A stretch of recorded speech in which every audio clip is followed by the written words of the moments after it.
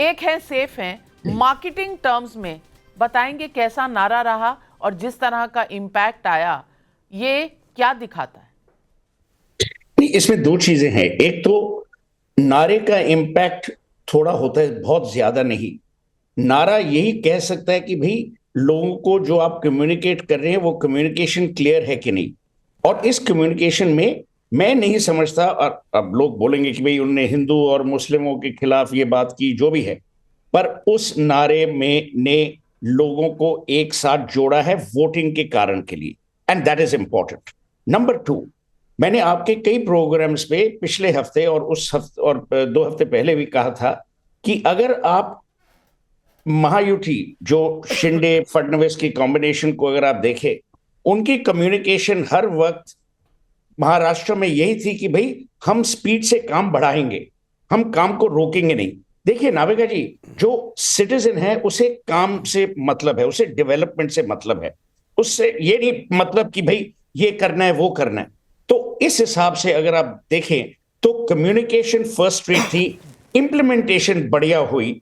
और मैं आपको ये बात बोलूं, ये नहीं कि कांग्रेस कम्युनिकेट कर नहीं सकती, पर इनकी इनकी प्रॉब्लम ये है कि मल्टीपल मैसेजेस हैं और ये हर वक्त नेगेटिव मैसेजेस देते हैं।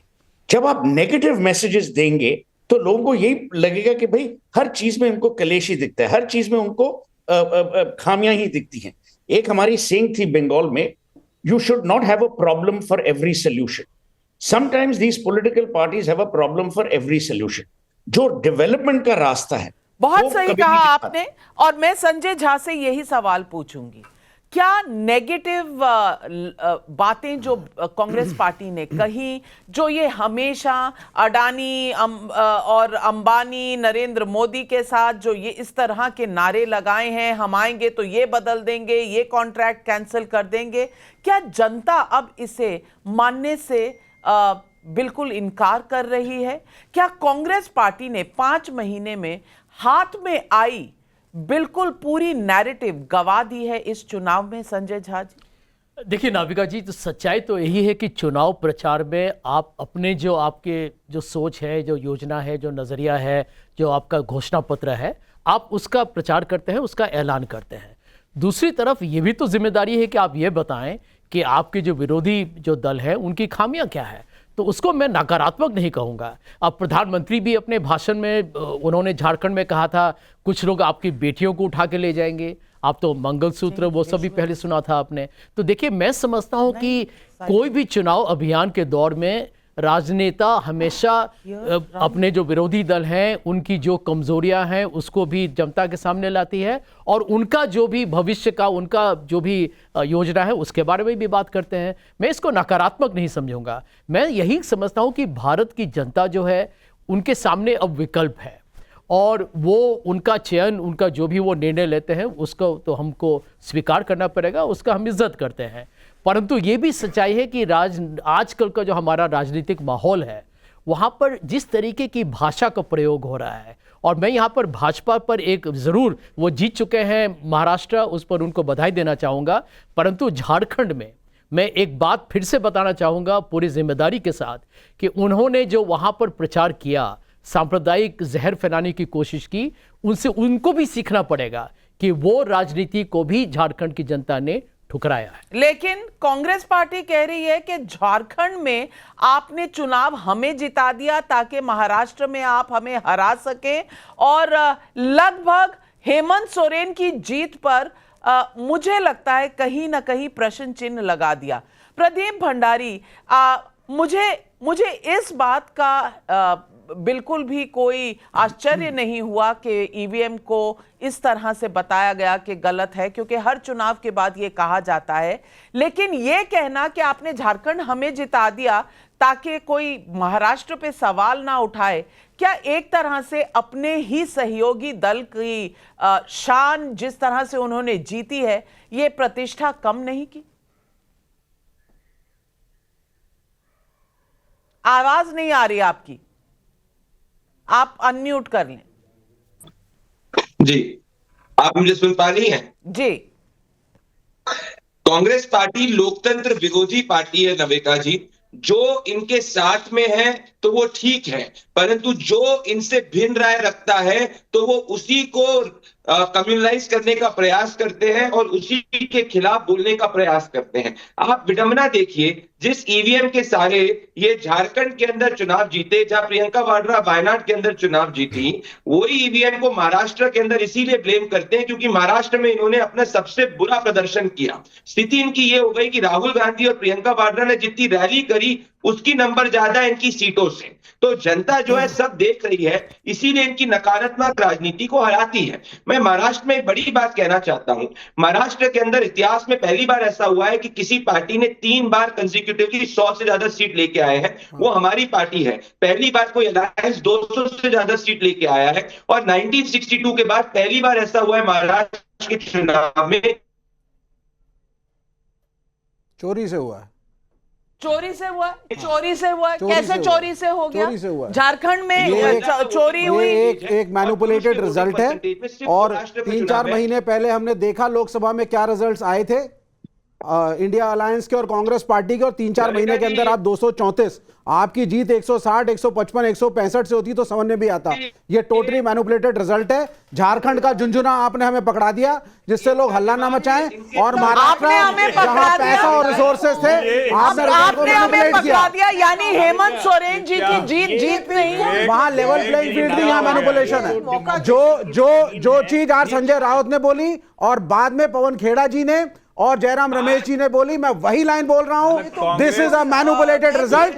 और आपने पुलिस वालों के थ्रू यूपी में वोट नहीं देने दिया, करने नहीं देंगे। विवेक श्रीवास्तव जी, जो संजय राउत ने कहा वही तो हुआ, उखाड़ दिया, उन्होंने उखाड़ दिया का रास्ता बेईमानी से उखाड़ा, आज बीजेपी ने उखाड़ दिया। बेईमानी है। एक मिनट, देखिए, बहुत ही बैड फॉर्म है। अगर आपको ईवीएम पे बात करनी है तो आप पहले से ही एक आंदोलन करिए। जब जनता का जब मैंडेट आ जाता है, ये स्टूडियो में बैठ के चिल्लाना ये गलत है। देख, हमको रिस्पेक्ट, हमको एनालाइज करना पड़ेगा क्या official line of the parties. No, but can I say Pawan Khera has said it. Okay Okay.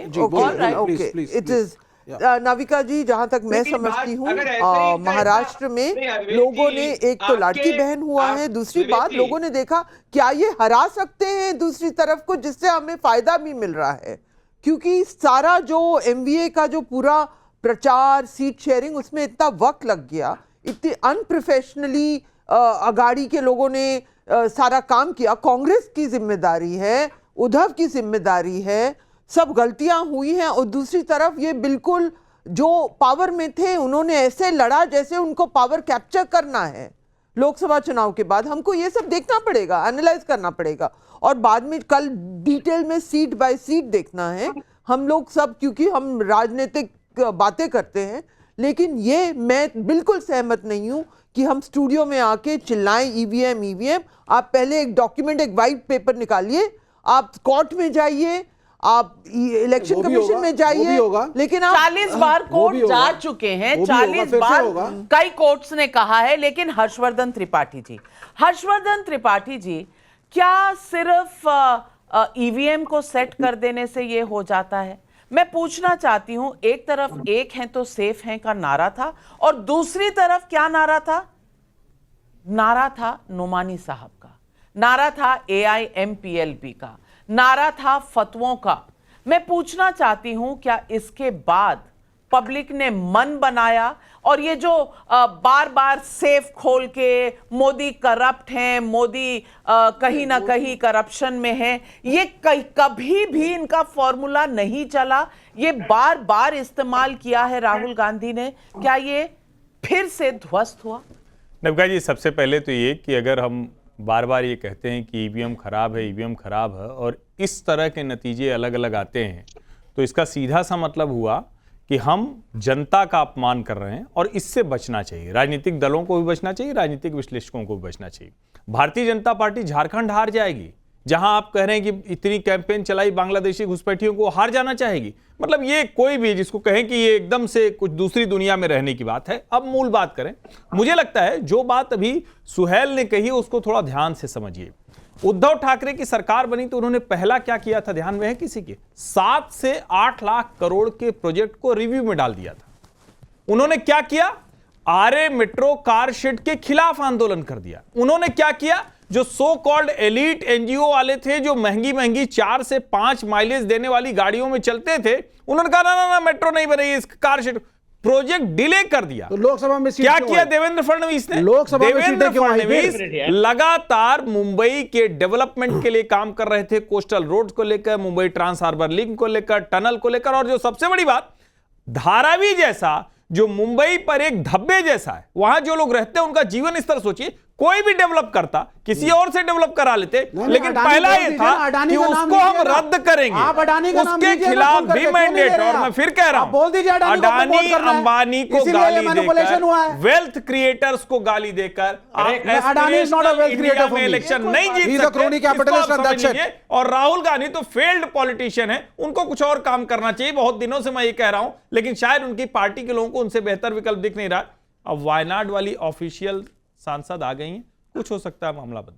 Unofficial official मिला के कांग्रेस अब कितनी सीटों पर है लोकसभा में? 98 के 99? नहीं, अभी तो 99 हो गया, 98 पे। अच्छा, नहीं, हार गए, 98 पर आ गए हैं। तो नांदेड़ हार आगे गए। बढ़ने की बजाय पीछे हो गई है Congress party. Point two note Sanjay Jha. लेकिन मैं आम आदमी पार्टी से भी पूछना चाहूंगी, इन्होंने रिश्ते में इंडिया अलायंस से दोस्ती रखी है। और राजेश गुप्ता जी, मेरा सवाल आपसे है कि पंजाब ने आपने अपनी धाक बनाए रखी है, 3 सीटें जीती हैं 4 में से, वहां पर आपके सामने सीधी टक्कर कांग्रेस पार्टी से। अब मैं पूछना चाहती हूं कि इंडी गठबंधन में कांग्रेस पार्टी का योगदान है क्या? क्योंकि महाविकास अघाड़ी ने आज देखा है कि कांग्रेस की परफॉर्मेंस है 15% स्ट्राइक रेट, और जो सबसे बड़ी पार्टी है वो 22% स्ट्राइक रेट पर है, शरद पवार जी 12% पर। कांग्रेस क्या अपने ही सहयोगियों को डुबाने का काम करती है?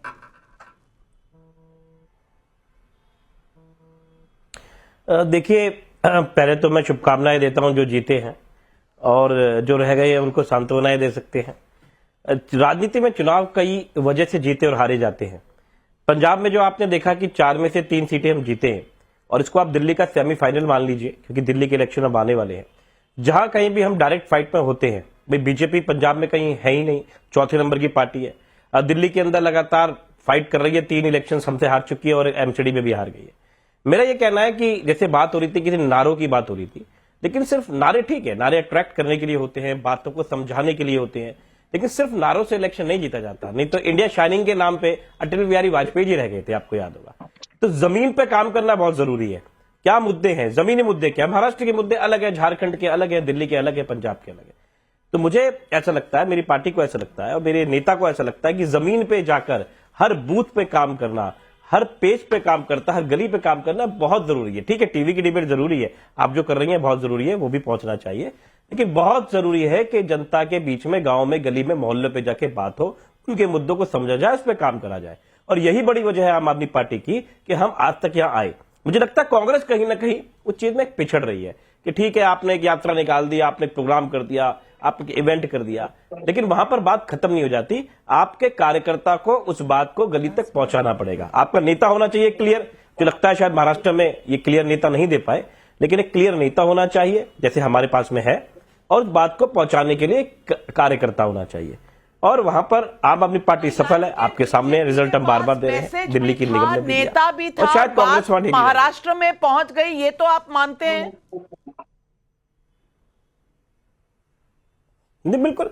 देखिए, जनता ने जो वर्डिक्ट दिया है, मेरी पार्टी ये मानती है कि जो जनता ने दे दिया उसे स्वीकारें, उसके साथ आगे चले। जीत गए हैं तो अपने वादों पे खरा उतरे, हार गए हैं तो चिंतन कीजिए, आगे चुनाव फिर आएगा और आप अपने मुद्दों को ढंग से जनता के बाद में लेके जाइए और उसकी तैयारी कीजिए। अब किसी और पे रोने का कोई फायदा नहीं है, क्योंकि कहीं जीत कहीं हार हो रही है, तो आपको समझना पड़ेगा कि ऐसा क्यों हुआ। ठीक है, इसमें कोई दो राय नहीं कि फैसले या जो जनता ने जो फैसला करा है वो लोगों को आसानी से नहीं पचरा, लेकिन हरियाणा में भी ऐसा ही हुआ था। हरियाणा बिल्कुल साथ की स्टेट है, कोई नहीं मानता था। अच्छा, ना मैं मानता था, न बीजेपी मानती थी, कांग्रेस को छोड़िए बीजेपी भी नहीं मानती थी कि बीजेपी जीत सकती थी, कोई न्यूज चैनल नहीं मानता था, कोई यूट्यूबर नहीं मानता था, गांव में लोग घुसने नहीं दे रहे थे भाजपा वालों को, लेकिन भाजपा जीत गई। तो जीत गई तो हमें स्वीकार करना पड़ेगा। अब जब तक ये व्यवस्था है ईवीएम की, तो इसे मान लीजिए। अब इस पर बार-बार या तो बदले से तेवर नजर आते हैं सरकार, ये तो संजय झा नोट करना पड़ेगा आपको। प्रदीप भंडारी जी, ये देखिए, दोस्ती थोड़े महीनों पहले कितनी घनिष्ठ थी, आज किस दोराहे पर आकर खड़ी हो गई है दोस्ती। देखिए, हम तो पहले दिन से ही कह रहे थे नविका जी कि ये घमंडिया गठबंधन, इंडी गठबंधन जो है वो पहले दिन से ही टूटने वाली स्थिति में था। पर आज आम आदमी पार्टी बड़े उपदेश दे रही है जनता की। मैं इनको याद दिलाना चाहता हूं, हरियाणा के अंदर ये हर सीट पे चुनाव लड़े थे, 90% से ज्यादा सीटों पर जनता ने इनकी जमानत जब्त कर दी थी। और लोहारू की सीट से जो अरविंद केजरीवाल जी का खुद का गांव आता है, उनको 1000 वोट भी नहीं मिले थे। तो राजेश जी, अभी जो सेमीफाइनल है ना, वो हरियाणा का हुआ था, जहां आपको लग रहा था कि हम नहीं जीतेंगे, पर हमको पक्का पता था कि हम जीतने वाले। और दिल्ली में जब आप हमारे साथ हेड टू हेड गए थे, 60 में से 60 सीट लोकसभा के अंदर आप हारे थे। जब आपने बोला था कि अगर आप भ्रष्टाचारी है तो जनता आपको वोट ना दे, अगर आप भ्रष्टाचारी नहीं है तो जनता आपको वोट दे, तो जनता ने कहा भ्रष्टाचारी है। तो आप हमें उपदेश मत दीजिए। महाराष्ट्र के अंदर पिछली बार तो आप अलायंस करने की बात कर रहे थे उद्धव ठाकरे से, इस बार आप डर के मारे महाराष्ट्र का चुनाव नहीं लड़े। पर बड़ी बात नविका जी जो अच्छी है कि महिलाएं जो है इस देश के अंदर चुनाव की वर्डिक्ट निर्धारित कर रही है। महाराष्ट्र के अंदर हमें महिलाओं का सबसे ज्यादा वोट मिला है, उत्तर प्रदेश के अंदर हमें महिलाओं का सबसे ज्यादा वोट मिला है। ये तो कह रहे थे कि भाई मुसलमान हमको वोट नहीं करता, मुस्लिम बाहुल्य सीट के अंदर उत्तर प्रदेश के अंदर हम 1 लाख की मार्जिन से ज्यादा जीते हैं। तो आज भारत की जनता ने इंडिया अलायंस को नकारा है और गवर्नेंस को चुना है। हमारे लिए तो यही टेक अवे है। बहुत बड़ी बात है जी, महिलाएं डिसीजन ले रही हैं और चुनाव के रिजल्ट को इन्फ्लुएंस कर रही हैं। लेकिन अमीक जमाई जी, शायद समाजवादी पार्टी को आज के चुनाव के नतीजे उसी तरह नहीं पच रहे जिस तरह कांग्रेस पार्टी को नहीं पच रहे। आपको उत्तर प्रदेश में दर्द है, उन्हें महाराष्ट्र में दर्द है, उन्होंने तो झारखंड की जो जीत है उसे भी नकार दिया है। अमीक जमाई जी, आज आम आदमी पार्टी जो आपकी सहयोगी पार्टी है उनसे ही कुछ सीख लीजिए। वो कह रहे हैं जो नतीजा आ गया उसे एक्सेप्ट करना पड़ेगा, कोई चॉइस नहीं है। देखिए नाविका जी, दो चीजें हैं। चुनाव के रिजल्ट एक होते हैं और जो चुनाव की रिजल्ट की जो विश्वसनीयता होती है वो एक दूसरी चीज होती है। अगर हम उत्तर प्रदेश के परिवेश में बात करें तो उत्तर प्रदेश के चुनाव का जो पूरा इतिहास है अब तक लोकतंत्र का, आजादी के बाद से, अगर हम ये कहें कि पहले बूथ कैप्चरिंग होती तो हम ये समझ रहे हैं कि आज इस मॉडर्न जमाने में, सोशल मीडिया के जमाने में, पूरा उत्तर प्रदेश का चुनाव, उत्तर प्रदेश के पुलिस के जो डीजीपी है प्रशांत कुमार ने चुनाव लड़ा है। भारतीय जनता पार्टी तो मैदान में नहीं थी। एक नसीम सोलंकी, एक बेटी, कानपुर की बेटी को जिस तरह से नंगा नाच उस पूरी कॉन्स्टिट्यूंसी में भारतीय जनता पार्टी ने, पुलिस ने किया, और वो जितना सताया गया उस बेटी को, समाजवादी पार्टी ने, माननीय अखिलेश यादव जी ने, जो पीडीए का पूरा हमारा स्लोगन था, उस महिला ने शक्ति से भारतीय जनता पार्टी को कानपुर में बताया। आपके महाना जी वहां से आते हैं, बड़े बड़े नेता वहां से आते हैं, बड़बोले लोग भी वहीं से आते हैं। नसीम सोलंकी ने हराने का काम किया। और पूरे उत्तर प्रदेश में जो चुनाव था, अगर आप करहल और इसको छोड़ दिया जाए कानपुर को, तो आपने खुद इस बात को मीडिया में कई बार एक्सेप्ट किया है कि जो उत्तर प्रदेश में हुआ वो नहीं होना चाहिए था। और झारखंड में क्या हुआ, मैं महाराष्ट्र की जीत के लिए प्रदीप भंडारी को मैं मुबारकबाद देना चाहता हूं। अब रिजल्ट आ चुका है, जनता का मैंडेट है, उस पर बहस होगी, क्या कमियां थी क्या नहीं थी। हम सब लोग ये मानते हैं कि देखिए, अगर माननीय अखिलेश यादव जी की जो शक्ति है, पूरे देश में जो एक बात लोग ये जान गए हैं कि नरेंद्र मोदी और गृह मंत्री अमित शाह जी की जो दवाई है चुनाव में, वो उसका पहला और आखिरी नाम है माननीय अखिलेश यादव जी। अगर माननीय अखिलेश यादव जी और राहुल जी दोनों चुनाव में महाराष्ट्र में उतरते, हम ये मानते हैं कि उसकी तस्वीर कुछ और होती। और बहुत सारे कारण हैं जिस पे हम उस पर चर्चा करेंगे बाद में। एक और कंप्लेंट आ गई संजय झा जी आपके कंप्लेंट बॉक्स में। आम आदमी पार्टी ने भी आपको बता दिया और अब अखिलेश जी की पार्टी भी ये कह रही है कि तालमेल करना शायद आपके बस की बात नहीं। पर 9 सीटें लड़े थे वो। नहीं, शायद महाराष्ट्र में भी कुछ आई है नाविका। लेकिन मैं इस बात को स्वीकार करना चाहूंगा कि आम आदमी पार्टी के राजेश जी और अमित जी जो कह रहे हैं, उन्होंने एक बहुत ही रचनात्मक सुझाव दिया है। और मैं समझता हूं कि राजनीति में अपने हार से यदि आप नहीं सीखेगा तो कब सीखेगा। कांग्रेस पार्टी से गलती हुई है, उसमें कोई दो राय नहीं है। लेकिन यही तो दिक्कत है कि कांग्रेस पार्टी क्या गलती स्वीकार कर रही है, वो तो ईवीएम के ऊपर ठीकरा फोड़ रही है जैसे वो हर बार करती है। ना सिर्फ वहां जहां वो हार गए, वहां भी जहां वो जीत गए